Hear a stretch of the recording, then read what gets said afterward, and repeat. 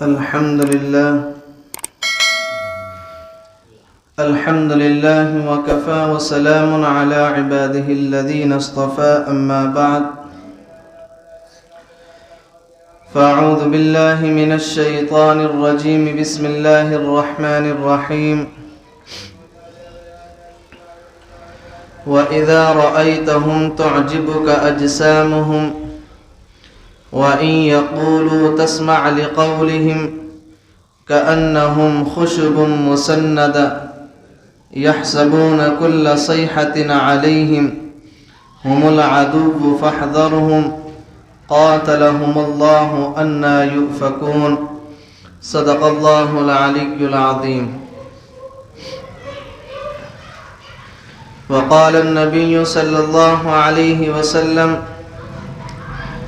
إن الله لا ينظر إلى صوركم ولا إلى أجسامكم ولكن ينظر إلى قلوبكم أو كما قال النبي صلى الله عليه وسلم.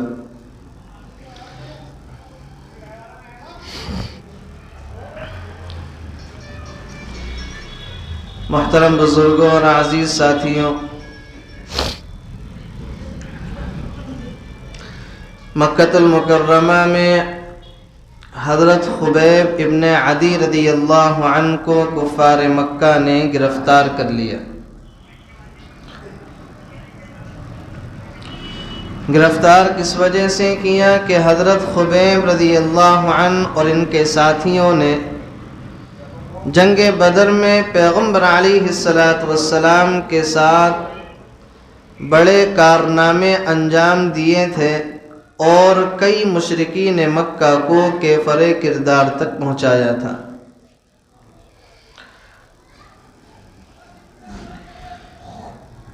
مکہ کے مشرکین نے گرفتار کر لیا اور حضرت خبیب رضی اللہ عنہ کو پھانسی کے تختے پر چڑھا دیا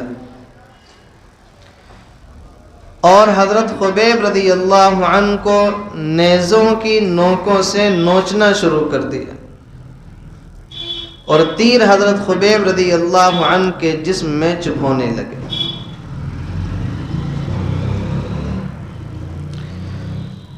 اس سب سے پہلے جس نے حضرت خبیب رضی اللہ عنہ کو گرفتار کیا تھا، اس کے گھر میں حضرت خبیب رضی اللہ عنہ موجود تھے، اور حضرت خبیب کو جب پتہ چلا کہ ان کو جو ہے پھانسی پر لٹکایا جائے گا تو حضرت خبیب نے گھر کی کسی عورت سے یہ کہا کہ مجھے کچھ بلیڈ یا استرا وغیرہ چاہیے، مجھے اپنے بال صاف کرنے ہیں۔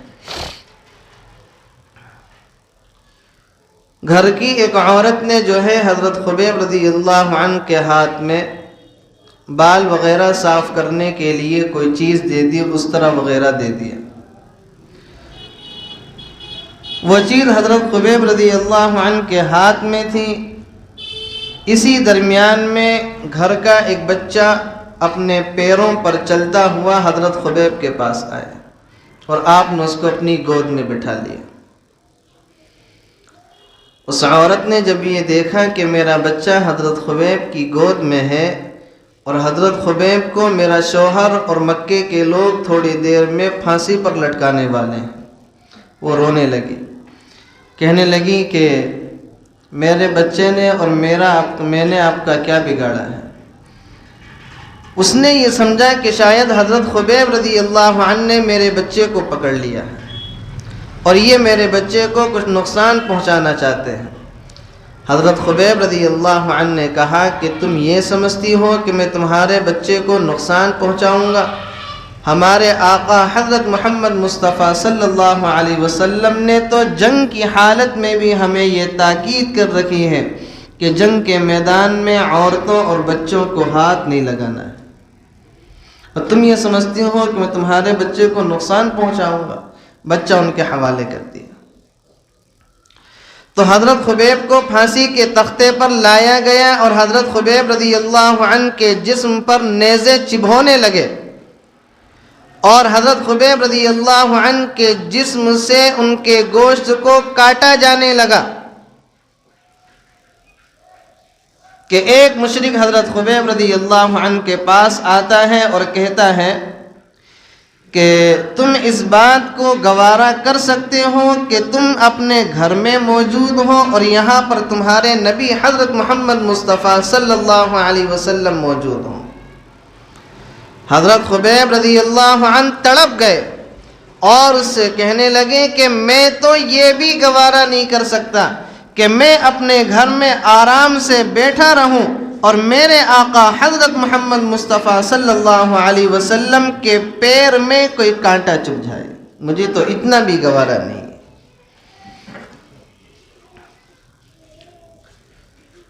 ایک ہوتی ہے حقیقت اسلام اور ایک ہوتی ہے صورت اسلام۔ حضرت خبیب رضی اللہ عنہ کو یہ الفاظ کہنے پر کس نے مجبور کیا؟ صورت اسلام نے۔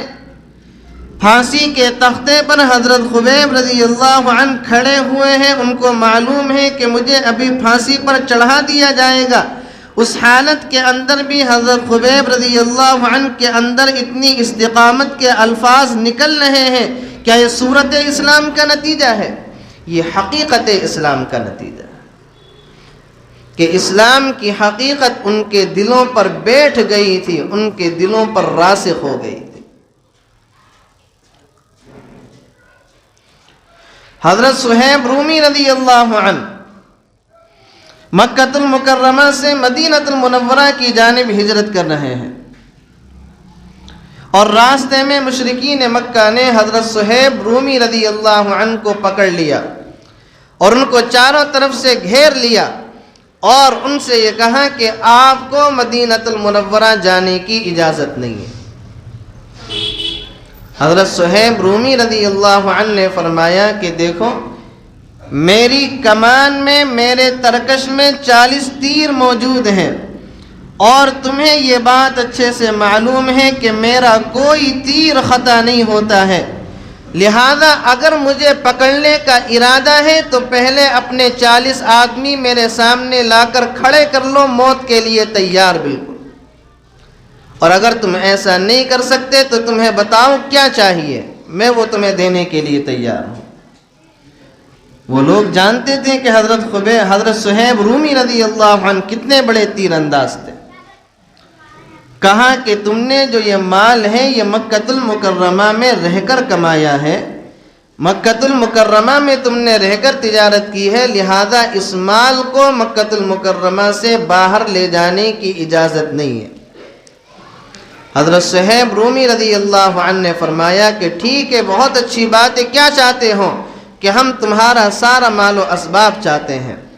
اونٹ پر حضرت صہیب رومی رضی اللہ عنہ موجود ہیں، وہ جو ان کے پاس ہیرے موتی اور جواہرات کی پوٹلیاں حضرت صہیب کے پاس بندھی ہوئی تھیں، وہ ساری اونٹ سے نیچے گرا دی، کہا کہ یہ رہا تمہارا مال اور مجھے اس کے بدلے میں تم مدینہ المنورہ جانے دو۔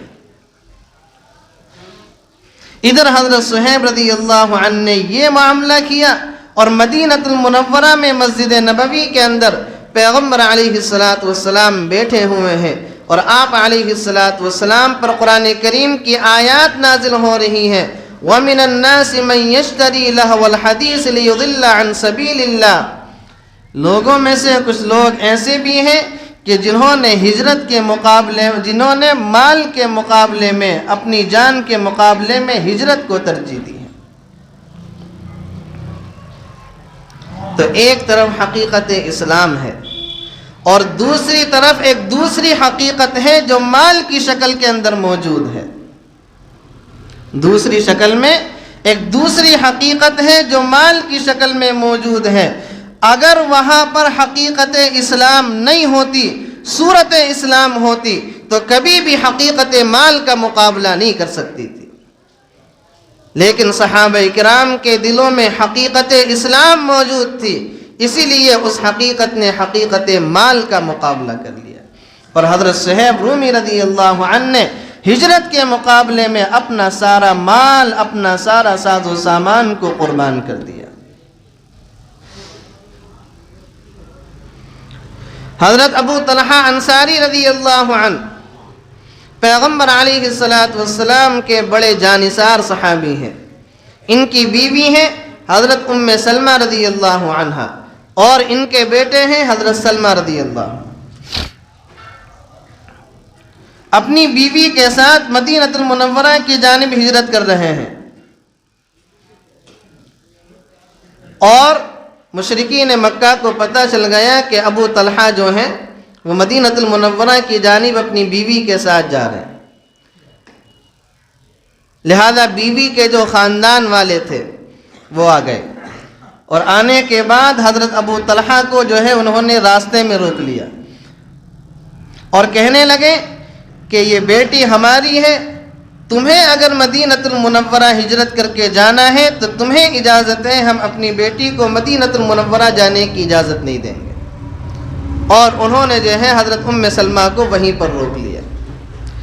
دوسری جانب حضرت ابو سلمہ کے گھر والے آ گئے اور کہنے لگے کہ اگر تم اپنی بیٹی کو ان کے ساتھ جانے کی اجازت نہیں دو گے تو یہ سلمہ جو یہ بیٹا ہے یہ ہماری نسل میں سے ہے، ہمارے خاندان میں سے ہے، لہذا ہم اس کو جانے کی اجازت نہیں دیں گے۔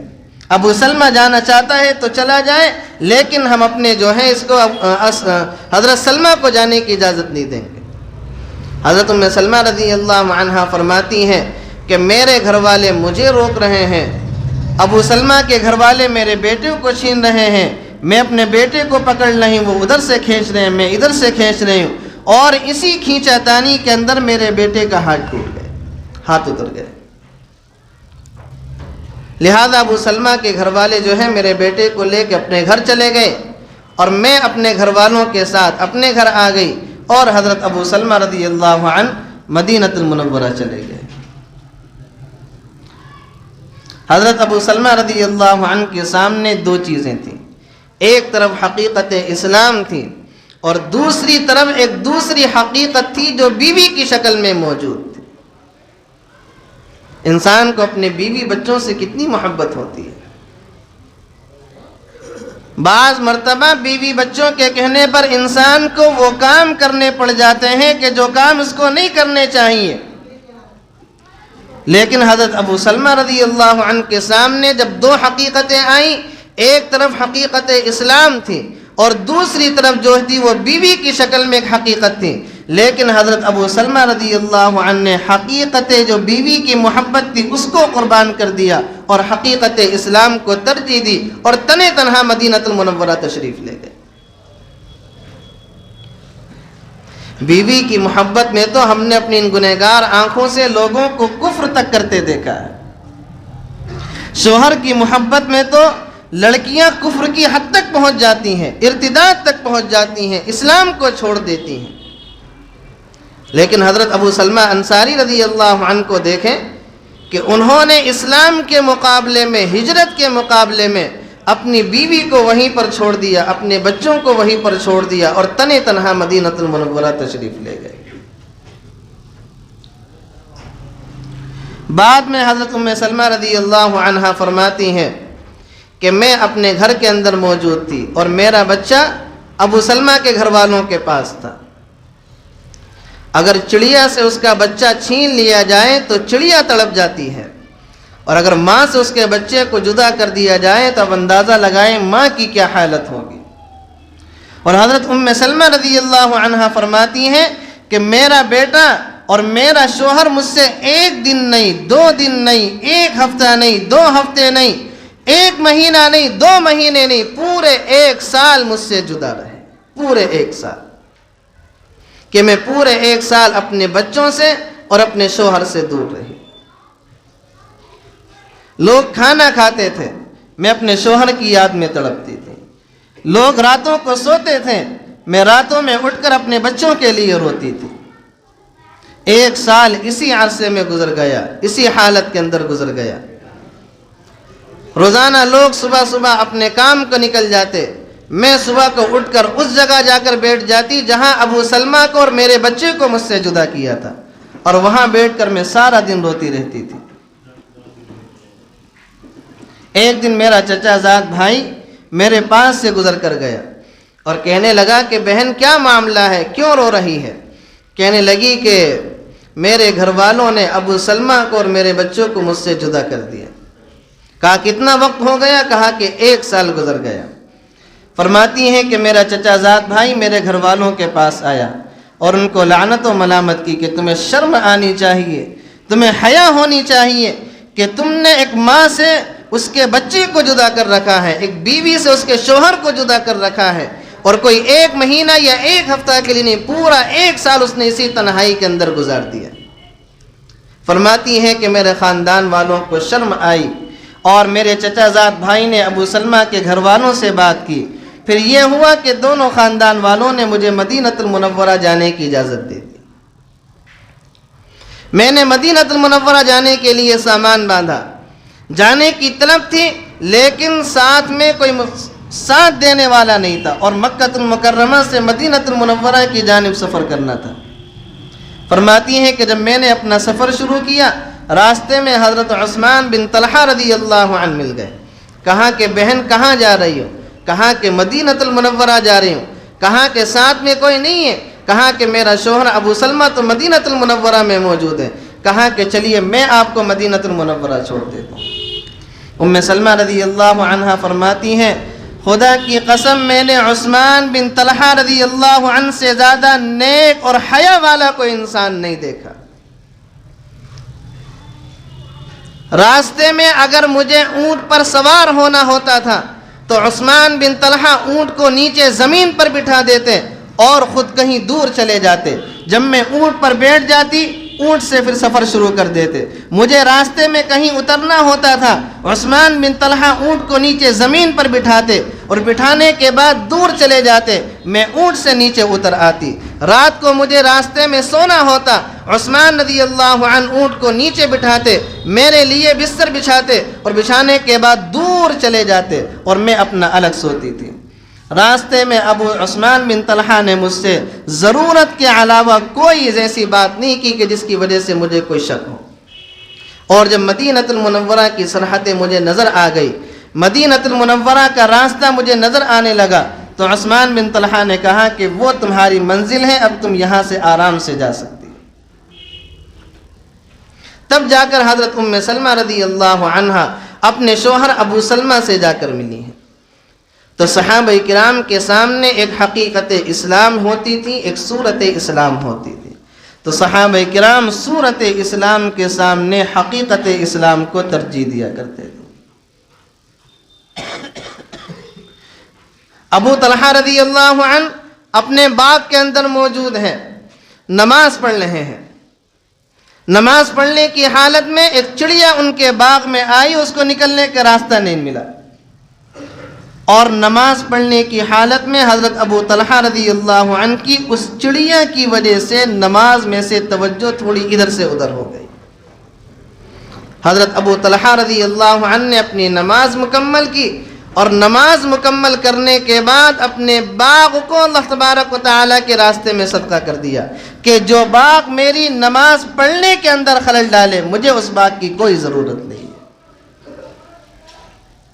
حضرت ابو طلحہ رضی اللہ عنہ کے سامنے ایک حقیقت اسلام تھی، اور حضرت ابو طلحہ انصاری رضی اللہ عنہ کے سامنے ایک حقیقت مال تھی، باغ کی صورت میں، اور باغ بھی ایسا کہ جو باغ پھل دیتا ہو، اس باغ سے تو انسان کو اور زیادہ نفع ہوا کرتا ہے۔